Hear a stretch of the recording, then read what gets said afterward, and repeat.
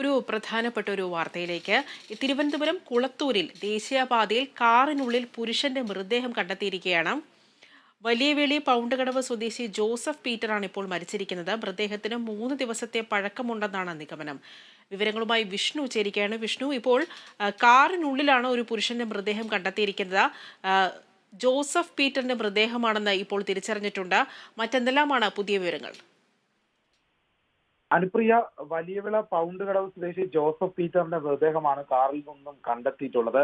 ഇത് ദേശീയപാതയിലെ കുളത്തൂരിനടുത്തുള്ള സ്ഥലത്താണ് കാറിനുള്ളിൽ ഇയാളുടെ മൃതദേഹം കണ്ടെത്തിയത്. മൃതദേഹത്തിന് ഇപ്പോൾ 3 ദിവസത്തെ പഴക്കമുണ്ടെന്നാണ് അറിയാൻ സാധിക്കുന്നത്. സർവീസ് റോഡ് അരികിൽ പാർക്ക് ചെയ്തിരുന്ന കാറിനുള്ളിൽ ബാക്കിലെ സീറ്റിനടിയിൽ, പിൻസീറ്റിനടിയിൽ കിടക്കുന്ന രീതിയിലാണ് ഈ മൃതദേഹം കണ്ടെത്തിയത്.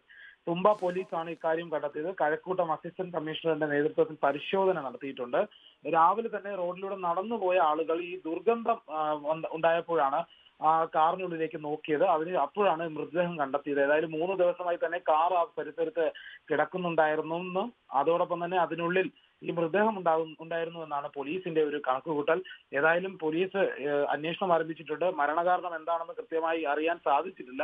ഏതായാലും പിൻസീറ്റിനടിയിലാണ്, ഒരു ബലേനോ കാറാണ്, ചുവന്ന കാറിന്റെ പിൻസീറ്റിനടിയിലാണ് മൃതദേഹം കണ്ടെത്തിയിട്ടുള്ളത്. ഏതായാലും പോലീസ് വിശദമായ അന്വേഷണം നടത്തും. ഏതായാലും കുടുംബത്തെ ഈ ആദ്യം മൃതദേഹം തിരിച്ചറിഞ്ഞിരുന്നില്ല. പിന്നീടാണ് പോലീസ് കൂടുതൽ വിശദമായ അന്വേഷണം നടത്തിയതിനു ശേഷമാണ് വലിയവേളി പൗണ്ട് കടവ് സ്വദേശി ജോസഫ് പീറ്റർ ആണ് മരിച്ചതെന്ന് മനസ്സിലായിട്ടുണ്ട്.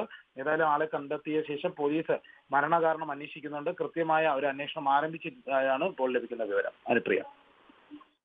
തിരുവനന്തപുരം കുളത്തൂരിൽ ദേശീയപാതയിൽ കാറിനുള്ളിൽ പുരുഷന്റെ മൃതദേഹം കണ്ടെത്തിയിരിക്കുകയാണ്. വിശദാംശങ്ങളാണ് വിഷ്ണു നൽകിയത്.